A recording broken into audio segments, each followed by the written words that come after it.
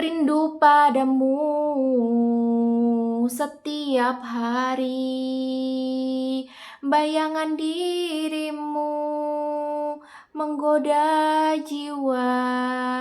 Itu salah satu lagunya Nike Ardila. Nike Ardila, seorang diva Indonesia yang meninggal dunia saat sedang di puncak karirnya di usia 19 tahun. Nike meninggal karena kecelakaan mobil yang konon katanya kecelakaan ini memang sengaja dibuat, yang hingga saat ini masih dinyatakan sebagai cold case karena masih belum ditemukan pasti siapa tersangkanya. Nike Ardila, seorang seniman muda legendaris tanah air dengan segudang prestasi, meninggal dunia di usia 19 tahun. Dia mengalami kecelakaan parah saat mobil yang dikendarainya menabrak pagar beton. Penyebab kecelakaan yang misterius, banyaknya kejanggalan, dan teori konspirasi yang mengiringi kasusnya di tahun 1995. Raden Rara Nike Ratnadila Kusnadi lahir di Bandung 27 Desember 1975, yang dikenal dengan nama beken Nike Ardila. Nike ini adalah penyanyi, aktris, model yang bakatnya sudah diketahui sejak dia masih kecil. Untuk kaum Gen Z, pastinya kalian semua nggak bakalan kenal sosok Nike Ardila ini karena Nike meninggal sebelum kalian lahir. Tapi melalui jejak digital, kalian bisa mengenalnya lebih dekat. Bakat entertain Nike menurun dari neneknya. 1926 untuk pertama kalinya film dibuat di Indonesia. Saat itu Indonesia masih bernama Hindia Belanda. Dengan sutradara berasal dari Belanda yang bernama L. Givardor membuat film yang berjudul Lutung Kasarung, yang merupakan cerita rakyat dari masyarakat Sunda. Seluruh pemainnya berasal dari orang Sunda. Di antara pemain itu ada si Joli yang terlibat cinta lokasi, saling jatuh cinta, menikah, dan akhirnya mereka berdua memiliki seorang anak perempuan yang diberi nama Nining Ningsihrat. Ketika masih remaja, Nining menjalin cinta dengan bangsawan Sunda bernama Raden Edi Kusnadi. 1966 saat itu Nining kelas 2 SMA dan Edi Kusnadi meraih gelar sarjana hukum di salah satu universitas di Bandung. Mereka berdua menikah dan dianugerahi 3 anak. Pertama, Raden Dede Soni, anak kedua Raden Alan Yudi, anak ketiganya lahir 27 Desember 1975 dan diberi nama Raden Rara Nike Ratnadila Kusnadi. Keluarga Kusnadi adalah keluarga yang berkecukupan. Beliau bekerja sebagai pegawai kereta api, memiliki puluhan kos-kosan di Bandung, punya kebun di Ciamis. Si bungsu Nike yang sejak kecil memiliki bakat seni yang tampaknya menurun dari bakat seni neneknya yang pernah main film dan penyanyi keroncong. Dari TK sampai remaja dengan dukungan orang tua, Nike mengikuti kursus vokal, menari, dan akting. Saat masih sekolah, Nike memang sering menjadi pemenang di kompetisi lokal maupun nasional. Akhirnya Nike didaftarin ke Himpunan Artis Penyanyi Indonesia atau disebut HANI. Awalnya Nike punya nama panggung Nike Astrina untuk menyaingi Niki Astria yang merupakan penyanyi legendaris, penyanyi rock di era tahun 80-an. Tapi dengan nama panggungnya ini Nike belum memiliki album sendiri. Jadi Nike itu cuma menyanyikan lagu dari musisi lain. 1986 Nike masuk dapur rekaman dan merilis lagunya sendiri yang berjudul Lupa Diri. Tapi nama Nike Ardila lebih banyak dikenal orang saat tahun 1989 saat dia merilis lagunya yang berjudul Seberkas Sinar. Album itu terjual sampai 15.000 keping, jumlah yang sangat luar biasa banyak untuk album musisi solo di usia yang sangat muda. Saat itu Nike masih berusia 14 tahun. Dan setelahnya Nike merilis albumnya setiap tahun. Saat Nike merilis albumnya yang berjudul Bintang Kehidupan, album ini benar-benar sangat meledak di pasaran. Penjualannya hingga 4 kali lipat dari album Seberkas Sinar. Terjual 2 juta keping saat album itu baru dirilis. Bahkan bisa dikatakan masih belum ada musisi Indonesia sampai saat ini yang penjualan albumnya itu bisa melebihi penjualan Nike yang albumnya ini berjudul Bintang Kehidupan. Otomatis membuat nama Nike semakin bersinar, semakin dikenal banyak orang. Sering diputar di TV, radio, dan wajahnya sering menghiasi tabloid, koran, majalah. Setelah album Bintang Kehidupan inilah Nike resmi mengganti namanya menjadi Nike Ardila. Awal tahun 1990 bisa dikatakan ini adalah tahunnya Nike, karena di tahun itu benar-benar menjadi saksi sukses Nike Ardila. Hampir semua orang di Indonesia kala itu kenal sama yang namanya Nike Ardila. Pinter nyanyi, pemain sinetron, model, wajahnya cantik, kulitnya bersih, perawakan tubuh ideal tinggi semampai, sempurna banget. Saat Nike menggelar konser musik, tiketnya itu mesti habis dan menjadi rebutan. Selain itu, karir aktingnya juga cukup sukses. Dia sering menjadi peran utama di berbagai judul sinetron dengan rating penontonnya yang selalu banyak. Setelah dia menjadi peran utama di judul sinetron None tahun 1994, makin banyak tawaran yang masuk ke Nike. Dan saking banyaknya, Nike harus syuting di beberapa judul sinetron di waktu yang sama. Nyanyi iya, akting iya, dan juga wajahnya menjadi cover model majalah-majalah terkenal. Seperti majalah Gadis, Kartini, dan fans-fansnya itu nggak cuma dari Indonesia, dari Singapura, Malaysia, Brunei. Saat puncak karir Nike di tahun 1990 ini, aku tuh masih bayi. Tapi dengan jejak digital, aku paham banget seberapa terkenalnya Nike saat itu. Yang masih aku inget banget, saat meninggalnya Nike di tahun 1995, itu kan aku masih TK kecil ya. Itu di televisi, itu beritanya Nike, terus Nike Ardila meninggal karena kecelakaan. Sampai aku tuh sempet tanya ya sama ibuku, Nike Ardila itu siapa sih Bu? Ibuku yang jawab, oh itu artis terkenal, penyanyi dan pemain sinetron.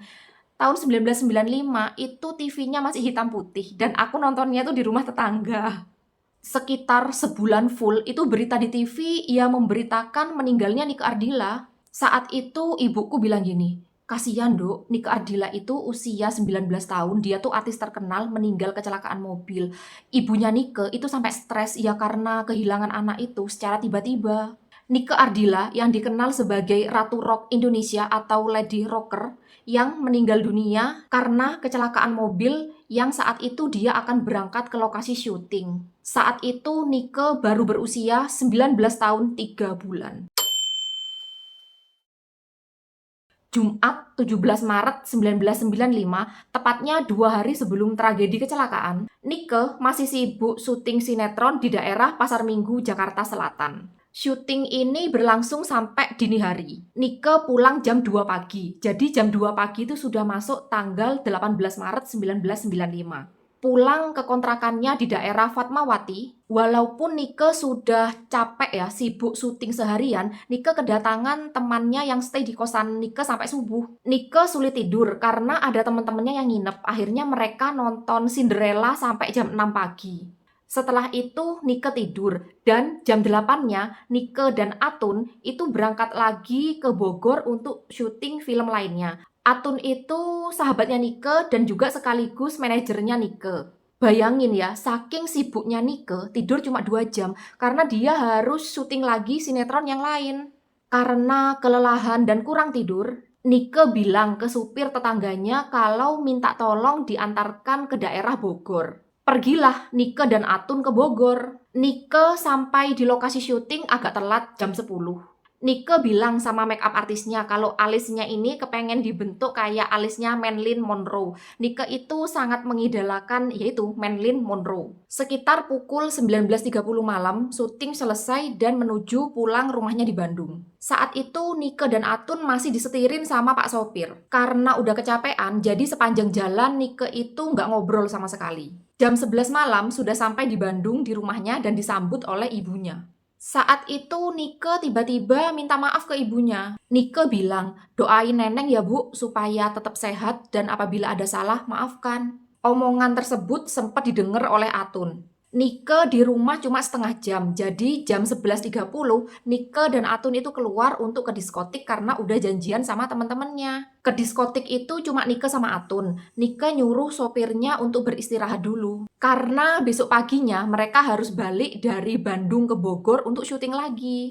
Di tengah perjalanan, Nike mendapat telepon dari temennya, bilang, Nike, kamu ke Hotel Jayakarta aja. Terus nanti kita berangkat bareng-bareng ke diskotik sama teman-teman yang lain. Minggu 19 Maret 1995, Nike dan Atun sampai ke Hotel Jayakarta. Akhirnya mobil Nike dan 2 mobil teman lainnya berangkat bareng-bareng ke diskotik. Setengah jam kemudian, berarti pukul 00.30, rombongan Nike dan temennya sampai ke diskotik dan di situ juga ketemu sama teman-temannya yang lain. Menurut beberapa saksi, Nike saat itu hanya memesan orange juice. Sekitar jam 3 pagi, Nike dan Atun meninggalkan diskotik. Nike menyadari kalau ban belakang sebelah kiri mobilnya itu kempes. Salah satu temennya Nike membantu untuk memasangkan ban cadangan, dan ternyata ban yang dipasang itu ukurannya lebih kecil daripada 3 ban mobil lainnya. Temennya itu khawatir dan bilang, "Kamu hati-hati di jalan ya Nike." Setelah itu, Nike perjalanan ke Hotel Jayakarta untuk mengantar dua temannya. Tapi sebelumnya mampir dulu ke restoran Kintamani untuk makan. Jam 4.30 mereka sampai di hotel, ngobrol-ngobrol sebentar, dan jam 5 Nike berpamitan kepada temannya untuk melanjutkan perjalanan ke Bogor karena untuk syuting sinetron. Atun sempat menawarkan ke Nike untuk menyetir karena sudah dipastikan Nike itu capek. Tapi karena Nike itu orangnya nggak enakan, Nike bilang nggak apa-apa kok, biar aku aja yang nyetir. Karena jalanan yang sepi dan juga mengejar jam 8 harus syuting, jadi sepanjang jalan Nike itu nyetir dengan sangat kencang. Saat di sepanjang jalan RE Marta Dinata, dari kejauhan terlihat ada mobil hardtop merah yang berjalan pelan di depan mobilnya Nike. Seperti sengaja menghalangi, Nike mencoba menyelip mobil itu melalui jalur kanan. Saat Nike mengambil jalur kanan mencoba untuk menyelip, nggak disangka muncul dari arah berlawanan ada mobil Daihatsu TAF yang jalannya kenceng. Nike langsung berusaha menghindari TAF itu dan banting setir ke kiri. Naasnya, mobil Nike menabrak pohon di pinggir jalan dan terpental menabrak pagar beton di jalan RE Marta Dinata. Bagian kanan dari mobil Nike itu rusak parah. Menurut saksi mata, Nike dan Atun langsung dibawa ke RS.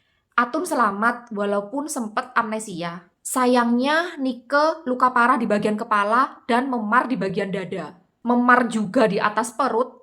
Yang parah itu ada luka di belakang telinga karena kena seatbelt yang terbuat dari besi. Luka Nike ini parah karena pada saat menyetir, Nike tidak memakai seatbelt. Berdasarkan visum, polisi menyebutkan tidak ditemukan kandungan alkohol di dalam darah Nike. Ya emang faktanya sesaat sebelum kecelakaan Nike sempat ke diskotik bersama teman-temannya tetapi tidak minum alkohol, dia cuma pesan orange juice. Nike dinyatakan meninggal dunia karena kecelakaan itu di hari Minggu 19 Maret 1995 di Jalan RE Marta Dinata.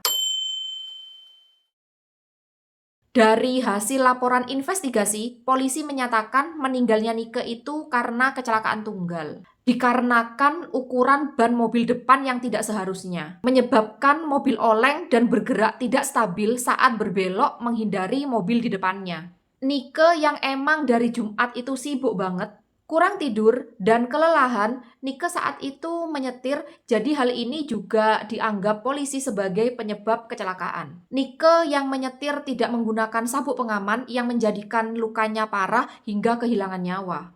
Karena dinilai sebagai kecelakaan tunggal dan tidak ditemukan unsur kesengajaan atau upaya pembunuhan, maka dari itu kasus meninggalnya Nike Ardila ini ditutup sama polisi. Tapi keluarga dan publik menilai kasus kematian Nike ini penuh dengan kejanggalan. Walaupun polisi sudah sangat jelas menjabarkan kematian Nike ini disebabkan oleh kecelakaan tunggal, tapi di luaran sana banyak beredar teori konspirasi yang seolah-olah mengkonfirmasi kalau kematian kecelakaan mobil Nike Ardila itu merupakan unsur kesengajaan yang sudah direncanakan secara matang. Pertama, itu banyak hal-hal yang disembunyikan. Menurut beberapa sumber, polisi itu tidak langsung mengabarkan kecelakaan Nike itu kepada keluarganya Nike. Bahkan ibunya Nike itu mengetahui kalau Nike meninggal kecelakaan mobil bukan dari polisi, tetapi dari rekan sesama artis. Itu pun taunya di hari ketiga kecelakaan. Aneh kan? Kayak seolah-olah polisi ini menyembunyikan sesuatu. Kedua, kejanggalannya itu ada pada mobil hardtop merah. Kondisi mobil Nike sesaat setelah kecelakaan itu hanya mengalami kerusakan parah itu di bagian kanan, jadi di bagian pengemudi. Sedangkan kalau mobil itu menabrak sesuatu, logikanya yang akan rusak itu bagian depan, bagian kap mobil. Yang ada, bagian mobil Nike depan itu nggak rusak.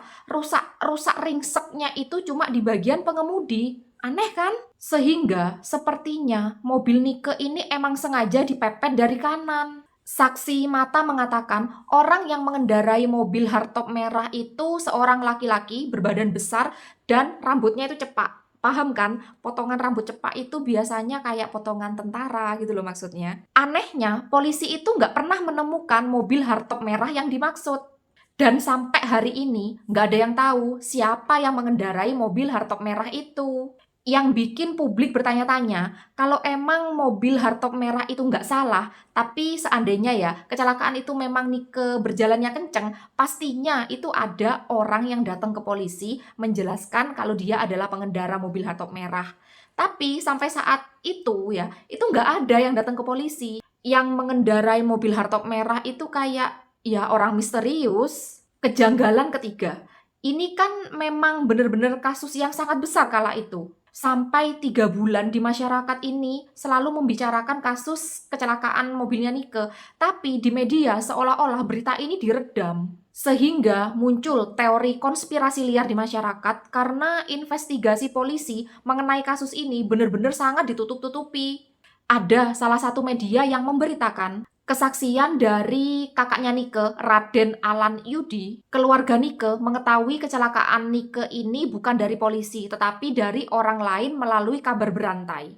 Dari temannya Alan, dari mulut ke mulut. Jadi, temannya Alan itu dapat kabar dari omnya. Omnya itu dapat kabar dari salah satu kerabat yang saat itu melihat mobilnya Nike yang ringsek dengan nopol D27AK di sudut Jalan Riau. Saat itu masih pagi-pagi buta, keadaan gelap jam 5 pagi.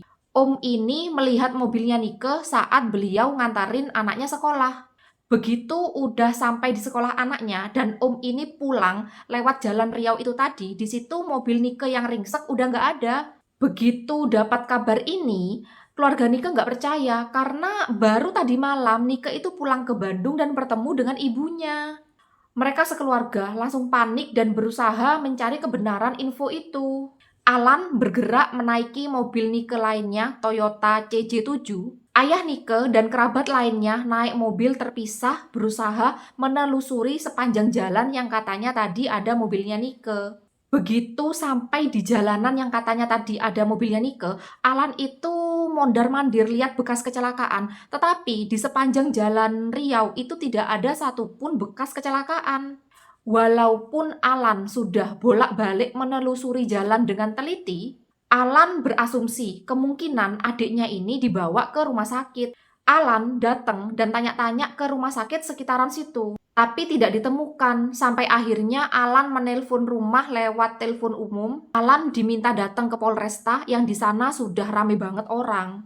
Pas Alan datang ke Polresta, di situ Alan kaget. Udah ada mobilnya Nike di situ. Honda Civic Genio dengan nopol D27AK yang sudah ringsek. Polisi pun menunjukkan barang-barang Nike yang ditemukan di TKP. Saat itu, Alan itu syok dan tanya berkali-kali, "Di mana adik saya?" Polisi menyuruh Alan duduk dan diberi air mineral. Yang bikin Alan heran, saat itu sepertinya polisi santai-santai aja dan seolah-olah menyepelekan kalau Nike itu baru kecelakaan.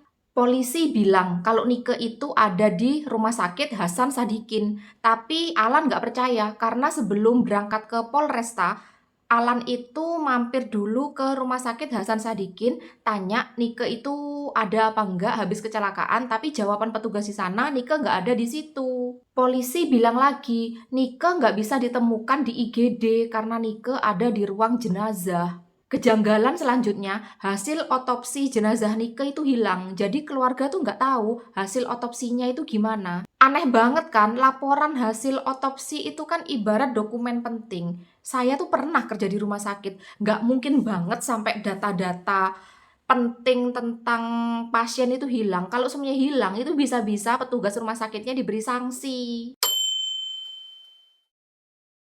Dikatakan Nike itu meninggal kecelakaan karena pengaruh alkohol, ditambah dengan kondisi fisik yang kelelahan karena Nike capek syuting. Hal ini dipatahkan dengan hasil tes darah Nike yang tidak mengandung alkohol. Dan juga dari kesaksian teman-temannya yang ikut bareng ke diskotik, itu juga bilang kalau Nike nggak minum alkohol, tapi Nike cuma memesan orange juice. Teori kedua, kecelakaan Nike ini dikatakan sengaja dilakukan oleh teman sesama artis karena iri persaingan karir. Tapi teori ini dipatahkan karena tidak ditemukan bukti. Teori ketiga, teori ini dinilai sangat gila Kecelakaan Nike ini dinilai itu adalah unsur kesengajaan dan direncanakan oleh salah satu keluarga yang paling berkuasa saat itu, adalah penguasa Orde Baru. Rumor ini merupakan rumor cinta segitiga yang melibatkan salah satu keluarga cendana. Nike ini pada saat kecil punya sahabat yang berasal dari keluarga cendana. Tapi ketika remaja disebut Nike memiliki kisah cinta segitiga antara Nike, keluarga cendana, dan salah satu laki-laki yang disebut-sebut berprofesi sebagai perwira angkatan udara. Konon katanya, sahabat Nike dari keluarga cendana ini udah berpacaran dengan perwira angkatan udara selama 6 tahun. Suatu ketika, dia melihat kekasihnya ini bermesraan dengan Nike. Bahkan dikatakan Nike ini nekat mengenalkan perwira angkatan udara ini kepada teman-temannya Nike yang ada di Jakarta. Sahabat Nike dari keluarga cendana ini pastinya merasa marah, kecewa, sakit hati, dan cemburu pada Nike. Dikatakan sang sahabat ini pernah menodongkan pistol ke kepalanya Nike saat berada di salah satu klub di daerah Blok M. Seiring berjalannya waktu, sang sahabat ini kan sedang bersekolah di luar negeri, mendapatkan kabar meninggalnya Nike di Bandung. Dia menanggapi berita itu dengan kata-kata, "Bukan saya loh ya, bukan saya." Aneh banget kan? Padahal nggak ada yang tanya, tapi jawabannya kok langsung, "Bukan saya ya." Aneh kan? Beredar juga rumor kalau Nike pernah menolak cinta dari cucu salah satu keluarga cendana. Karena ada dua teori yang rumornya itu berhubungan dengan keluarga cendana, publik semakin curiga, mungkin saja keluarga cendana itu ada hubungan dengan kecelakaan yang bikin Nike itu sampai meninggal. Ada juga salah satu media yang berani dengan gamblang mengatakan kematian Nike ini ada hubungannya dengan Eno Sigit yang merupakan cucu dari keluarga cendana. Nike dan Eno Sigit ini bersahabat dari kecil, namun pada saat menginjak remaja, mereka berdua terlibat cinta segitiga dengan laki-laki perwira angkatan udara. Dikatakan saat di puncak karirnya, Nike itu tidak pernah menargetkan honor yang besar. Jadi ya orang-orang itu makin respect dengan Nike. Fans-fans Nike itu dikenal banyak banget dan loyal ya. Jadi sampai sekarang pun di hari meninggalnya Nike itu masih sering mengadakan kayak pengajian atau doa bersama mendoakan mendiang Nike. Rumah Nike Ardila juga dijadikan museum yang berisi foto-foto dan piala-piala penghargaan, baju-bajunya Nike pada saat dia masih eksis berkarya. Dan juga yang saya bener-bener ngerasa miris dan hati itu rasanya madeg gitu ya. Pada saat meninggalnya Nike, ibunya Nike itu sempat stres. Ya gimana ya namanya orang tua ditinggal anak, apalagi anaknya pada saat itu lagi tenar-tenarnya di puncak karir dan meninggalnya juga karena kecelakaan, kan sesuatu yang mendadak. Apalagi meninggalnya itu penuh dengan kejanggalan. Tapi apapun itu ya, emang yang namanya lahir dan mati katanya sih ya memang sudah tertulis jauh di sana sebelum kita lahir. Al-Fatihah buat almarhum Nike.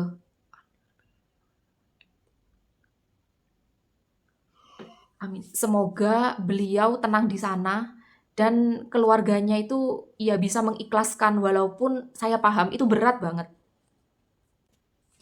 Mungkin dari berita yang saya sampaikan ini masih ada berita yang miss atau kurang lengkap, bisa ditambahi di kolom komentar. Dan terima kasih atas perhatiannya. Jumpa lagi di video saya yang lainnya. Assalamualaikum.